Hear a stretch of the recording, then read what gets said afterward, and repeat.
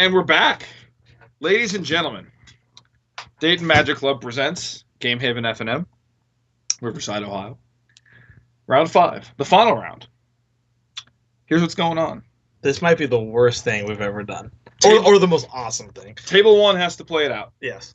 They're not on camera. No. Table 1 has to play it out. It's Eric Shiro, and it is Jeff Green. Eric Shiro playing green-white aggro. We've seen that on camera several times. Jeff Green also playing green-white aggro. Yeah, so green-white aggro mirror match, they've both been on camera. We decided to do something different. We'll let you know the outcome of that matchup. Absolutely. And if they are a backup feature match. Yeah. So if they're still playing when this game ends, we'll get them on camera for the end of the round.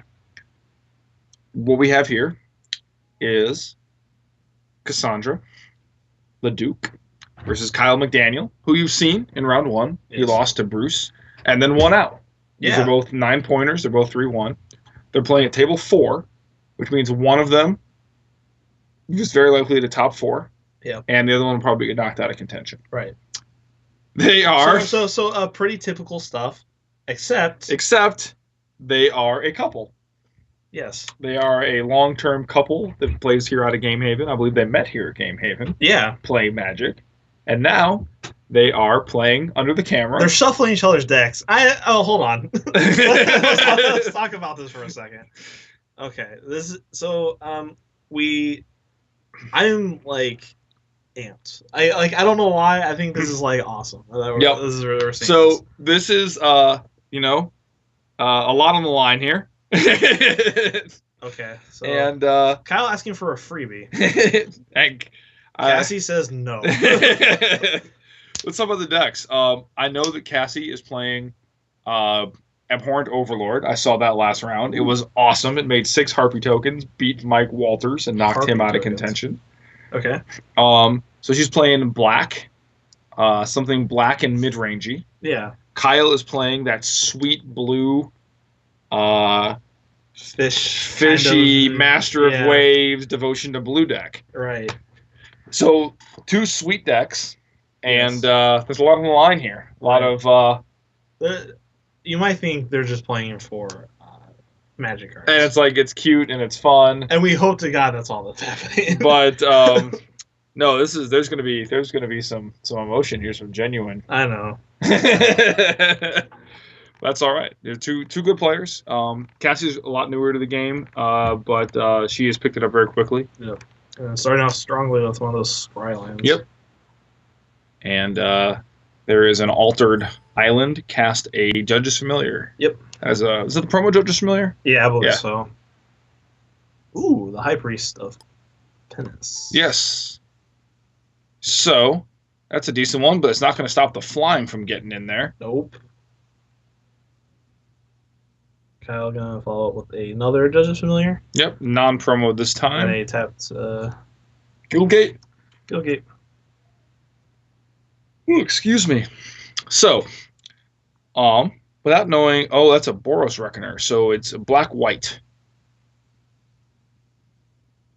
I don't know what that is. Gonna need help. If you could give us a quick heads up as to what that particular card is. Spear of Heliod. Oh, okay. Yes. And obviously, Cassie is comfortable tapping out for that because Judge Familiar cannot nail artifacts or enchantments. This is correct. So. Also, Spear of Heliod gives all your creatures +1/+1, and it is interesting with High Priest Dependence because now you can deal 1 point of damage and destroy a permanent, and it doesn't die. Right. Yeah. So I know Cassie played a deck like this previously. Yeah, it had red in it. Yeah. Yeah. And she would use like exalted triggers and stuff to get extra toughness on there. Yeah, that's very interesting. Doomblade, your man. Counter it unless you pay 1. You don't have. Nope. All right. Okay. Cassie pays the 1. And another Doomblade. Counter unless you pay 1. And then the High Priest beating down for 2. Yep. So It's kind of interesting Cassie decided to Doomblade those creatures, I think. I think a lot of it was that Kyle's doesn't have much gas, and Cassie just wants to get in damage which can. That is a Dusk Mantle Seer, Oh my goodness. which the Doomblade wouldn't have been very good against anyway. I'm sure that Cassie and Kyle know each other's decks very well. That's very true. I'd be very surprised if they didn't work very closely getting these decks together. And Cassie knows how important it is to get the Devotion to Blue down. Yes. So that's probably why she. And there is a Boros Reckoner. Seems okay. And then, yeah, absolutely. Would you like to block? I don't believe Kyle will. Kyle declines. Cassie reminded the trigger. Okay, so a Frostburn Weird from Kyle. I believe a Blind Obedience for Cassie. Looks like that might be it. Yep. Okay. So both players are getting a spell there. Correct. Kyle under a little pressure here. Yeah. That 4/4 flyer is good, but it is currently losing the race. The swing back is gonna hurt. Definitely wants to get some Devotion to Blue going. Yeah, attacking is obviously what you want to do. What are you going to block? Right. The Vindicate on a stick or the Boros Reckoner. Yeah, and Kyle's going to attempt to gum up the works here with the Frostburn Weird. Now, Frostburn Weird is effective. Is a good blocker for Boros Reckoner because you can get it down to 0 power. Right. Yeah. It can also block High Priest of Penance for the same reason. Yes. Can't quite see that one. It's drifted off camera a little bit. There we go. Thank you. Can it get down to 0 power? I believe so. It's not just +1 -1. I think it goes +1 -1 or -1 +1. Am I thinking of the wrong one? Maybe I'm making that up. I wouldn't be surprised.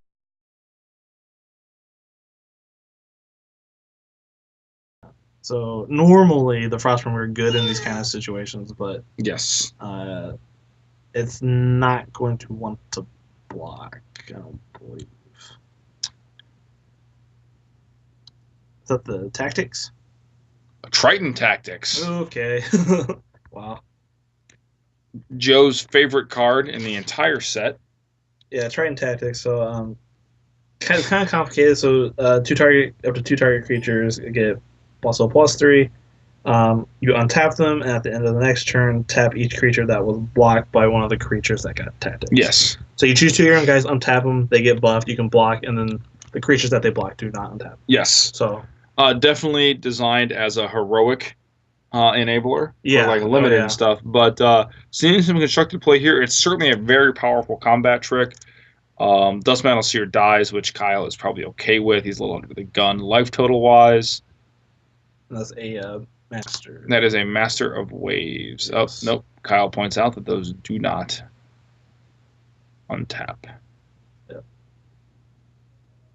And shouldn't the master be tapped? Oh, that's a Thassa, the god of the sea. Oh, so it's not a creature. Yeah. Okay. Gotcha.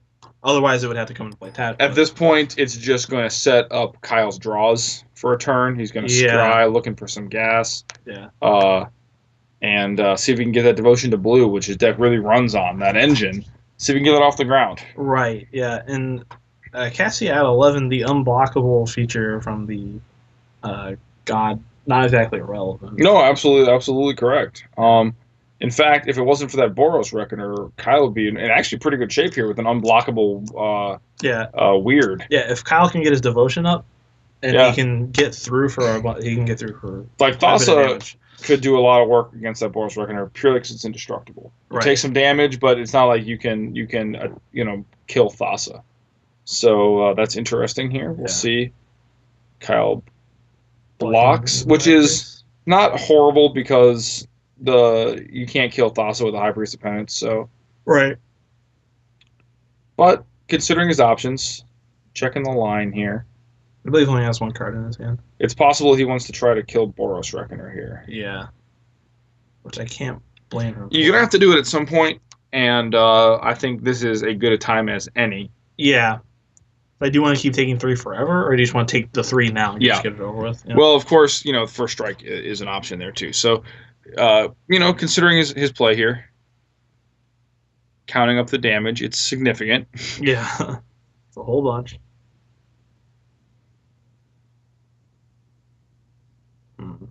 Okay, so he's deciding to block the High Priest. I think he's probably going to choose to kill the High Priest. Yeah, absolutely. And then the High Priest can choose to... Yeah, okay, that makes sense. Okay. And then Kyle will take 4 from the Boros Reckoner. Yes. That bought him a turn. Yeah. That slowed down Cassie's clock by 1 turn to block like that. Yeah. Sets up the scry here. Does he want this one? Yeah, I think Cassie's in really good shape here. Yes. It kind of stinks that... what is that?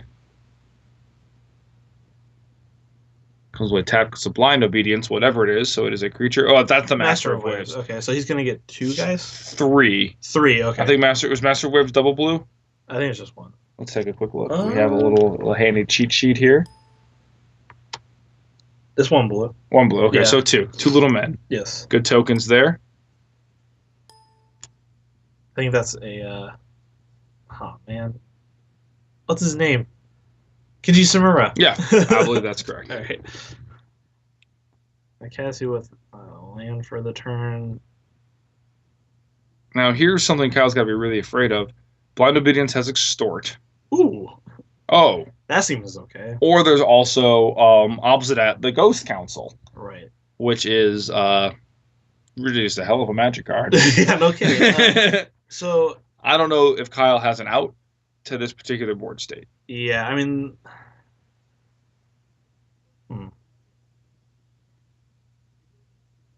So, and yes. Okay, so in response, Kyle made his master unblockable. Yep, and then he died. And then was like, oh, wait.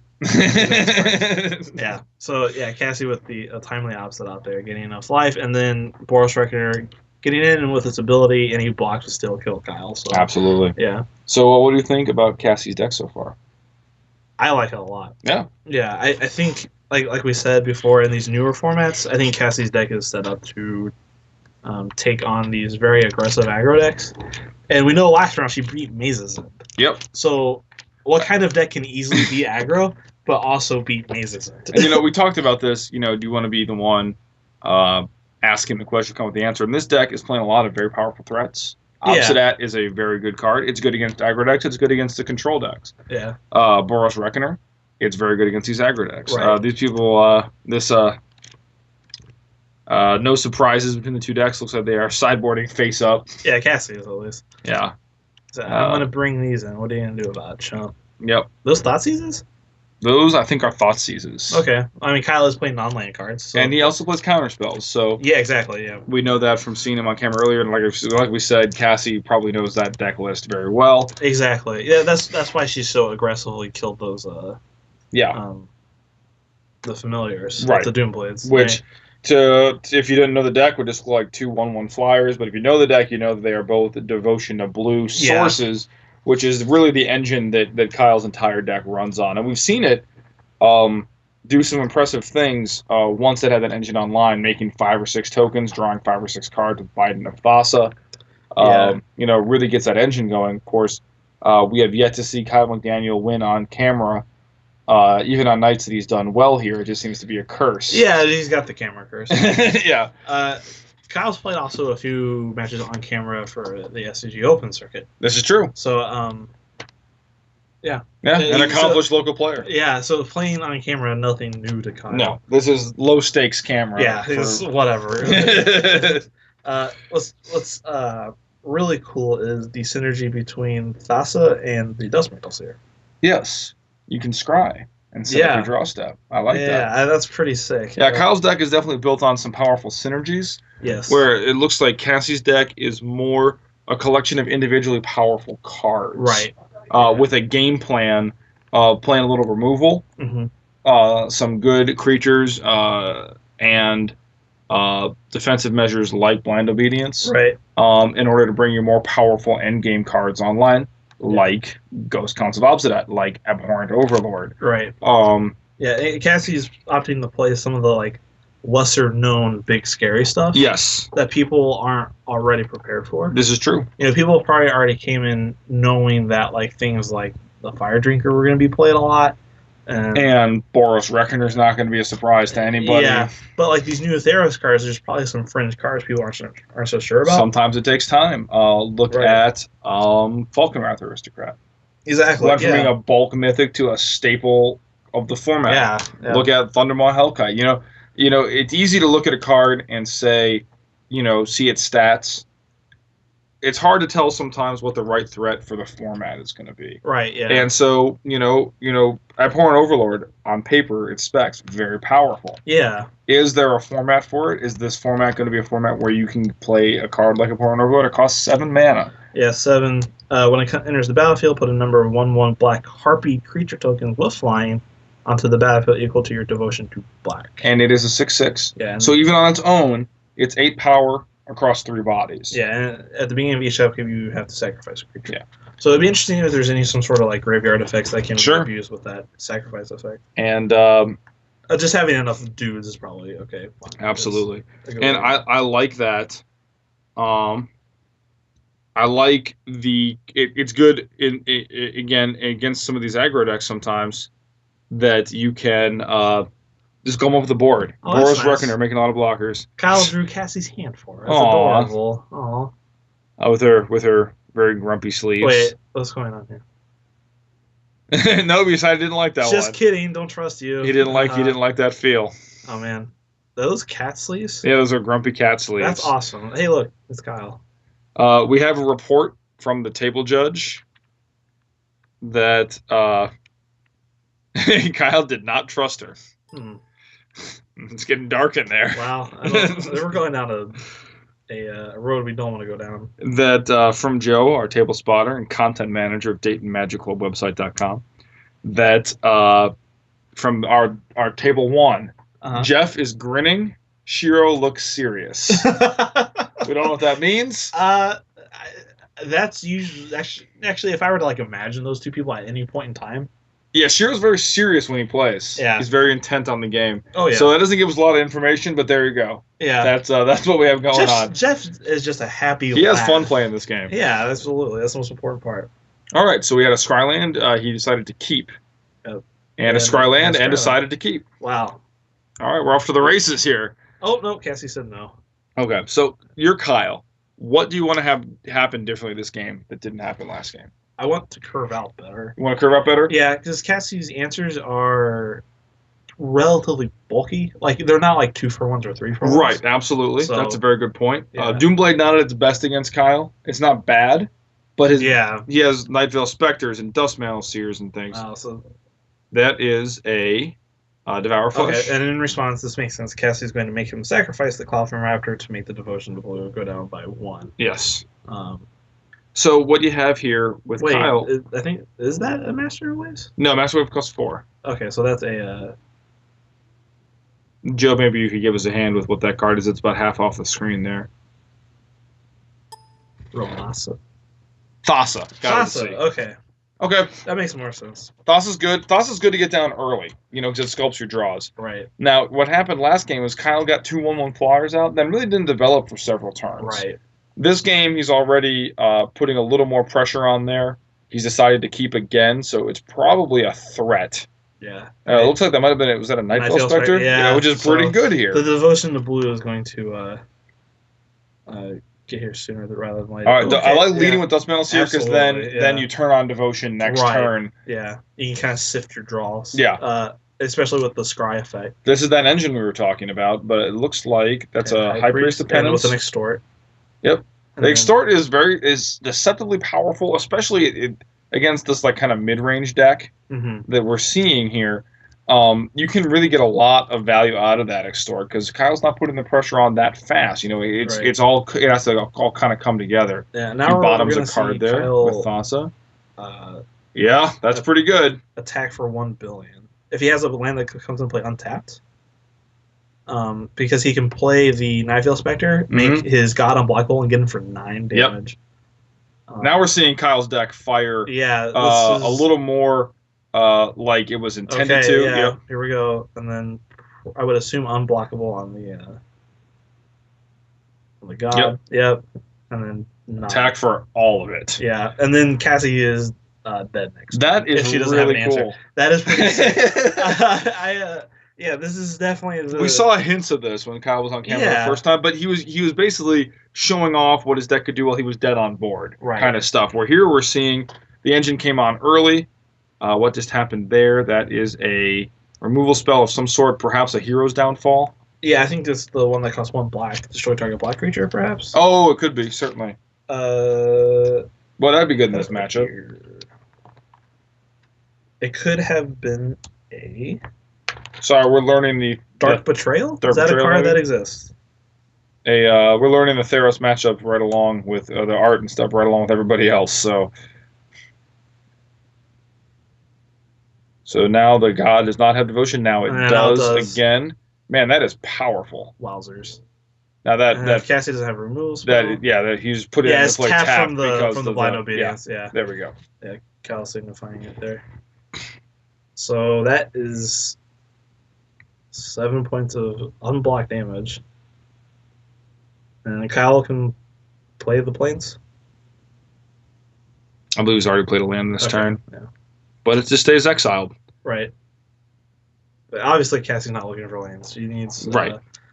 I don't know. Something. Even the Nobzadot won't do it. Nope. Oh. Maybe something that costs 6? Yeah, okay. Yep. That's what we're talking about. Obsidian is good and not good enough. Well, okay. Yep. All right. That was Kyle's deck running how it was designed to run. Yeah, that was beautiful. That's very cool. That's really, really cool.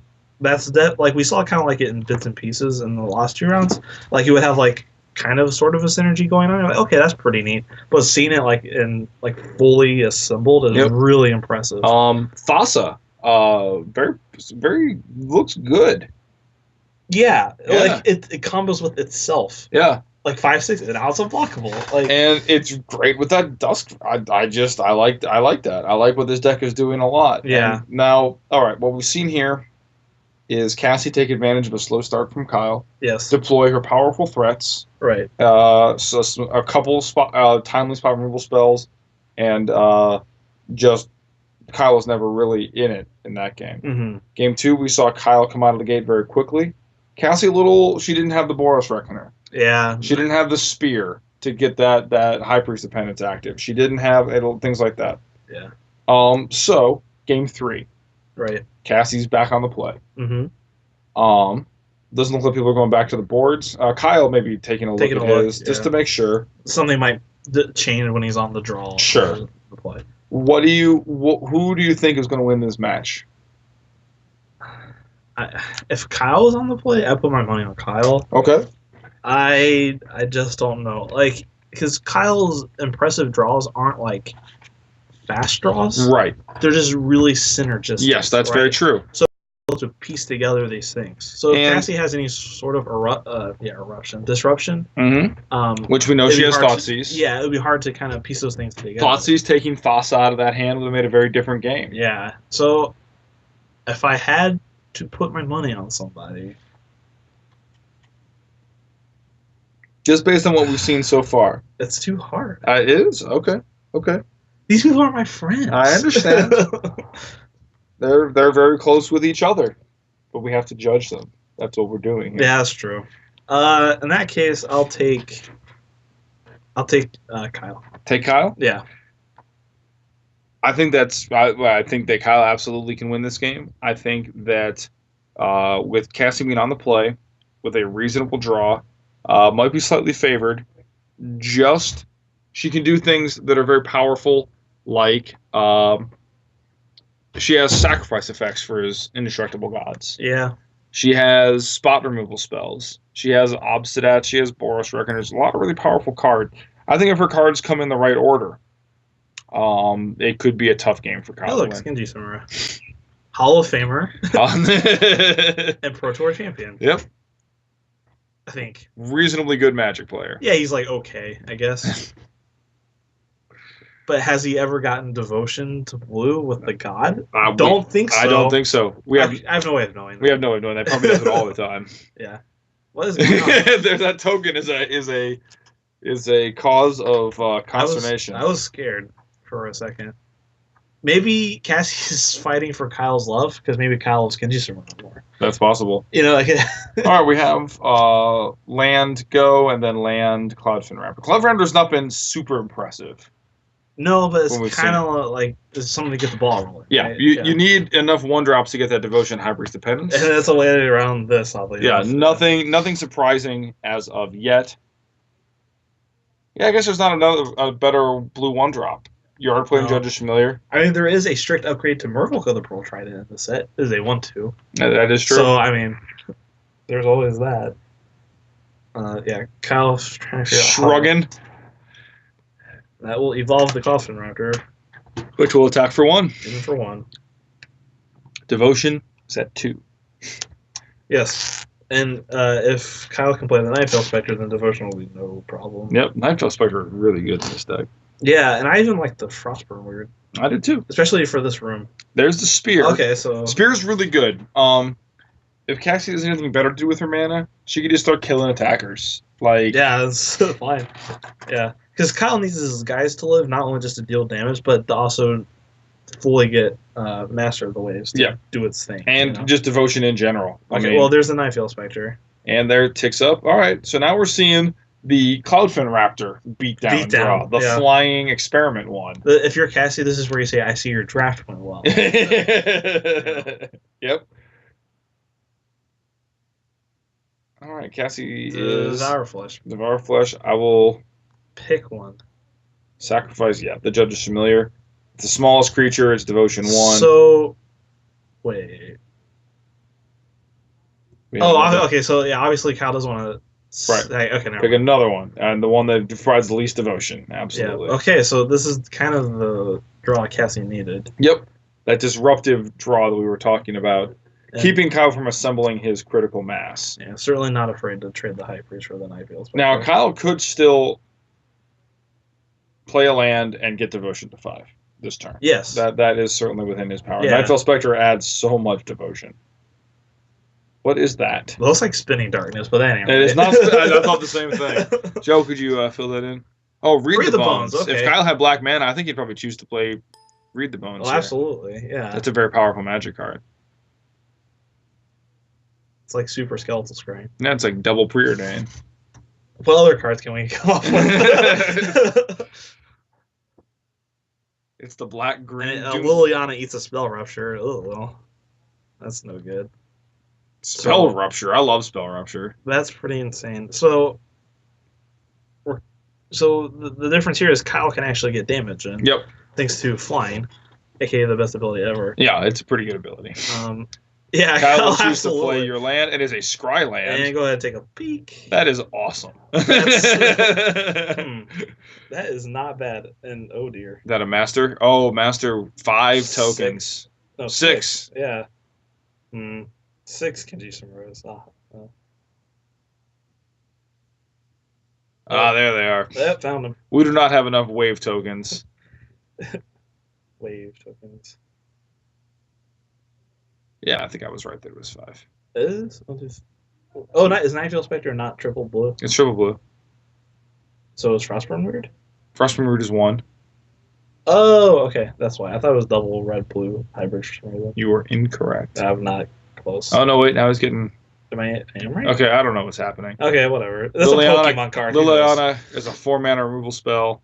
Kill your Master of Waves. Kill all your tokens. Yeah, that's... Pretty good. Yeah, that's a fine draw. I mean, it's a 4-mana removal spell. It's not what you want to do, necessarily, but it'll kill 5 for 1. Yeah, and... Ooh, a Plains.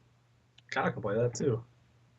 I will play it. See, they obviously care for each other. Oh, Cassie's letting Kyle use her cards. That's just nice. It's nice to see. Nice friendly game.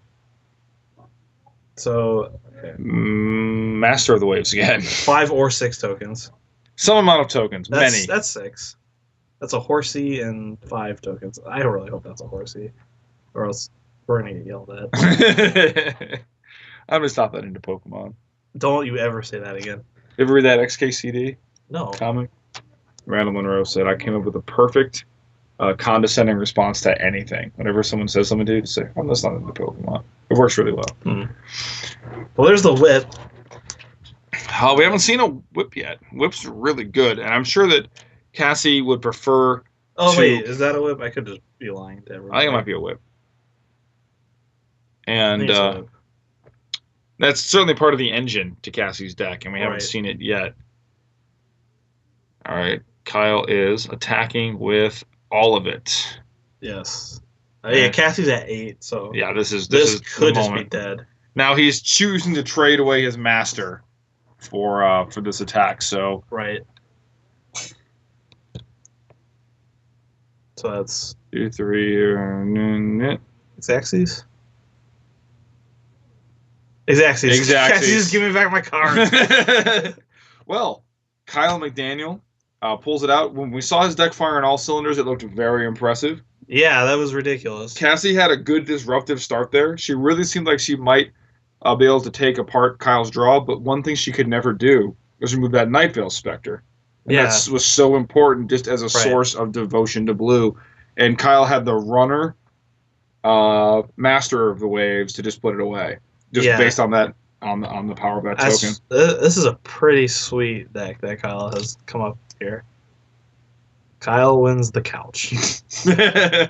Well, I mean, couches are cool. Yeah, I'm not going to get in the middle of that. That's not my business. What if you want to stay here and do some commentary for just a second? I'm going to check on the status of our table 1 and see if we can get them in as a if they're still playing. Okay. Let me check on that, and I'll be right back. Okay. So should I freestyle rap? Yeah, entertain the people. I don't know. So yeah, Ryan's gonna go check out and see what the not the undefeated is, but Eric Shiro is 4-0. He got paired down because he's the only undefeated against Jeff Green. They are both playing green-white aggro-ish decks. Both playing like Dryad Militant and the new 2/1. You gain a life whenever your opponent plays a multicolored spell. So we're gonna see what they are up to and possibly get another match under camera. So yeah, and if they're already done, maybe we'll get someone else. It's kind of up to Ryan and Joe to get that figured out.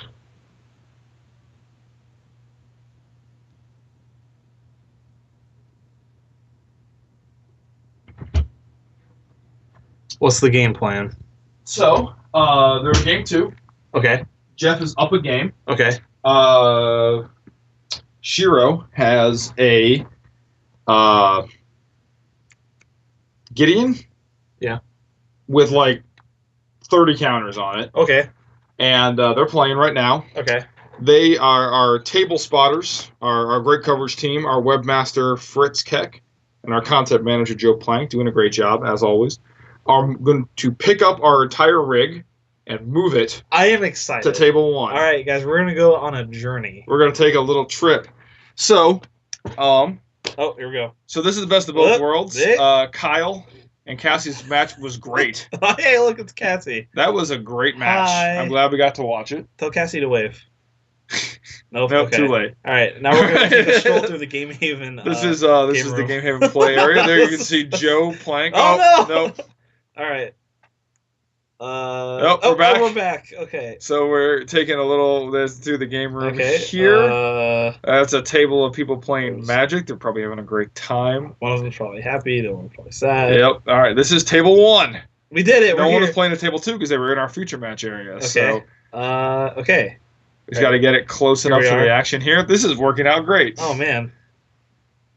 So we're trying to be too disruptive to the game state, so we apologize if our camera is not... All right. Oh, that worked out great, guys. Way to go. That was perfect. That was sweet. So like I said, Eric down a game right now in game 2, so fighting to stay alive. Hopefully... just like a glacier, just moving. Look at this board state. I don't want to think about this. There is a lot going on here. Very congested board state. It's the green-white mirror. Something about this mirror. Mm-hmm. There's not a lot of removal. No. And there's not a lot of ways to break through. You don't have Sublime Archangels or really any big flyers or evasive creatures. You have like some 5/5 tramplers. That's about it. Yeah. Now take a look at that Planeswalker. What is his ultimate? I have no idea. Is that a Gideon Champion of Justice? There are 8 dice on it. He has like I said, that's all I saw. Okay. And I believe the very top is a Voice of Resurgence token. Yeah. Jeff Green. We see a couple of Fiendslayer Paladins, some Centaur tokens, Dried Militant. Is that really the life total? I hope that it is. 19 to 20. I hope so too.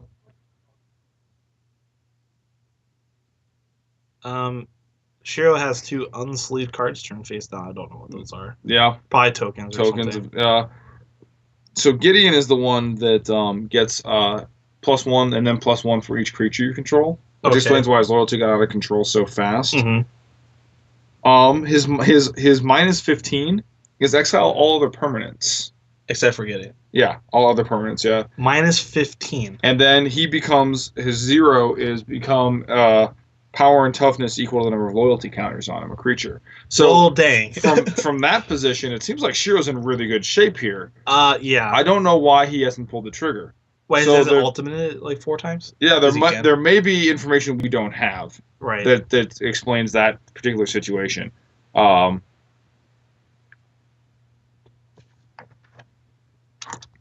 So our webmaster, who had just recently got back from assisting with this move that turned out great, Yeah, this is really cool. it just dropped into the booth.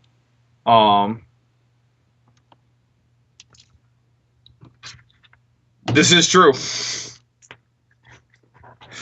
Fritz dropped us off a note that says the camera is awesome. And it is. It is absolutely awesome. We should take pictures of the camera and put it on the website. We should. You guys should see this rig that we're using because it is pretty amazing. Sick. It's terrifying. The people at the other tables right now are like, what's going on? Our previous rig was not portable. It was like an actual like. It's also very sweet. It was sweet. This one is a portable rig, and I can't believe we got to use it for this for the very first time tonight. The first time I busted it out. Gideon is ultimating. Hey, there you go. Yeah, I feel like that was a really Shiro maybe just thought, just keep brawling and ultimate only when you have to, because he wasn't necessarily all that behind. But Jeff pulling ahead so far on life means it's probably time to just pull the trigger. Oh, do you discard all your cards in your hand too? No, just exiles all. Why is there a Lockdown Spider in play? An Oblivion Ring. Oh wow. Okay then. Which is probably why we also have this other permanent, which I don't know what it is. Tristani, I believe. Okay. I know Tristani when I see one. So, here we are. Yep. That cleaned things up a little bit. Yeah. Jeff under some real pressure here. Obviously. He attack you for all of it. How much of it? Said, well, every single bit. I have no idea how big that thing is. It is vast. It's at least a 24. 24. Yeah, that is it. That's all it took. Okay, then. Exacxies. It was a 30 power creature. That's an achievement. Yeah, that is amazing. Yeah. Gideon, a card that had a little bit of hype when it was first printed, and then completely never performed. Right. It's possible this format is a little more forgiving for it. Right. It's also very possible that it's very good in this matchup. Right. As a mirror breaker. Right. You saw what it did there. It just gained so much loyalty. Yeah. And its ultimate is very powerful. Right. And in a format that has no burn, no evasive, or a matchup that has no burn, no evasive creatures to threaten it, you can just wall up, and your only answer is Oblivion Ring. Start taking out Gideon. Yeah. And I wonder if Jeff has access to Gideons of his own. Obviously, in this matchup, I think is a huge... It seems really good. It seems obviously there was... It won Shiro the game easily, right? And where no other single card could have possibly done that. Right. So we'll go to game 3. Yeah. So I'm glad that we decided to cover the other match, because that was awesome. That was a sweet match. Right. And then we got to come in here to finish up the action. I think that's going to work out really well. Yeah, this is really... I'm glad we got to come in just in time to see that ultimate, because that was sweet. Yeah, that was the right time to do it. See, like the most confusing board state ever. And then it's like, nope, never mind. Clean that up, and let me show you this 30-30. Right. So, yeah, pretty sweet. That's Shiro playing on his Grand Prix Miami playmat. He made day 2. He made day 2 and then crashed and burned. I don't think he did not win a single game 2, but he had a really good day 1, like a really good day 1. Yeah. So plus you're in Miami, so how sad can you be? Really? He was playing the Mono Red Blitz deck. Yeah. And that was charge people to death. Yeah, the Dyna Charge deck. And that deck seemed sweet, and he had a really good day just taking games from people. Yeah. He's a mono red player as well. In yeah. Legacy, we may have talked about Eric Shiro before. He plays mono red burn, and just short of cashing in the Cincinnati Open. Yep. With mono red burn. Yeah. Yep. He lost the last round. Ugh. And then knocked him out. Yep. So Shiro has a 1-drop while Jeff off to a shaky start. Yes. With 2 green mana. Shiro having both colors, and this is looking really good for Eric. I would imagine that his hand, has good white spells in it, which is the case. Oh, this is not good. Yeah. This kind of matchup, it's really hard. It's hard. These decks don't play well from behind. We talked about that earlier. Right. And it's especially true in the mirror where your big guys aren't trumps. Right. What is that, gentlemen? That's the new Watch Wolf. Yeah. Yeah. Policeman Lion. Yeah. The freelance police. We talked to Shiro between rounds, and he said that the Policeman Lions have been performing really well all night. Okay. There was some debate about how good they would be, considering we've had Call of Conclave, and it never really made an impression. Right. But format's different now. It's certainly a better Call of Conclave. Oh, yeah. And it found a home in this deck, and Shiro's been very happy with it all night. Well, Jeff is ready to play a balance. Here comes balance. Balance would be good here, except that you'd still be under pressure from the token. But still. Well, it'd be okay. And it's a balance. Nope, Call of Conclave. I believe Jeff is still dead. However. It is impressive how fast. Whoops. Yeah. And that is how that is done. Wow. Eric Shiro just has the draw that you can't stumble against. Yeah. And Jeff stumbled for a turn and was just dead under that kind of pressure. I wonder if did Jeff already mulligan? Because I would imagine you might mulligan the 2 forest hand. It's possible. He had 2 Voice of Resurgence in his hand. Yeah, it's hard to and it's possible that it's so good in the mirror that you're on an outer if you draw a white source. That hand is real good. So that may have been his line. I don't know if he mulliganed or not. Yeah. Here's Shiro D sideboarding. He definitely brought those Gideons in. Another Tristani. Absolutely. Yep. It's a man. That was a great game into a pretty quick one. Didn't get to see a lot of action that game. Right. Shiro looks like his deck was pretty well set up for the mirror. Absolutely. He was certainly ready for it. We don't know what Jeff's sideboard strategy was or anything, but congratulations to Eric Shiro, 5-0. Yeah, they played out in the last round. Yeah. With green-white aggro, a deck that he was real excited about. Yeah. He's been working on it for a while since the spoiler came out, and actually got it built at the pre-release. Okay. He was excited. He came out with the pre-release with a purpose and walked out of the door with all 4 Fleecemane Lions and the spears, all that stuff. He picked that all up. So that's really cool. Paid off for him. Yeah. $63 payout tonight for Eric Shiro for his 5 rounds of victory. So this is and of course, if you followed our podcast from the other night, you heard all about Shiro getting this list from his friend Michael, who lives in the woods. He lives in the woods. He lives in the woods. Are these like actual woods, or are these like the woods at like Wright State? I don't know. Which is right down the road. Right. Yes, but it could also be some sort of wood nymph. He's a satyr, and he lives in the woods, and gave Eric Shiro this green-white deck. So worked out. Sounds reasonable. So we'll definitely get maybe not right tonight, but we'll definitely get Eric Shiro, a definite major member of Dayton Magic Club.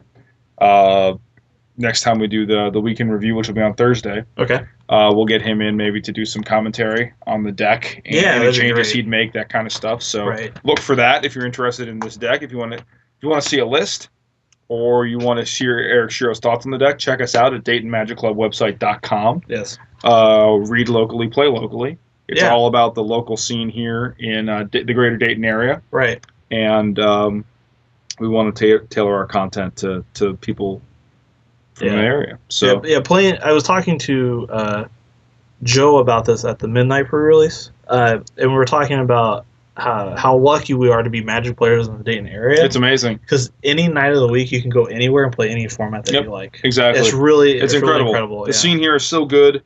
It's got so many really active and great players. Yes. And we're really excited to be a part of it. So we'd want to document that to the best of our ability with the Right. website here. So if you want to come jam brews against the misers, the sick misers. Come to Dayton, Ohio. Yeah, check us out. Well, thanks for sticking with us. We hope you enjoyed it. We did it. Any comments or criticism, please feel free to let us know. We're always looking to improve. We're pretty early in the process here. Yeah. And check us out next week. Come out and play with us. Yeah, and we've got a great store, great scene. Yeah, this is our first taste of Thero Standard. Obviously, it's going to change a lot between now and States, which is in a few weeks. Yep. And the SCG Open and Invitational Yep. after that. So it's going to be really interesting to see how the standard format changes. Absolutely. I'm excited. I am too. Off to a great start. Some really interesting decks. Yes, absolutely. All right. And with that, we are out. Good night. I'm going to go buy 4 Nightfield Specters and Master of the Waves. Sounds good to me. All right, let's do it.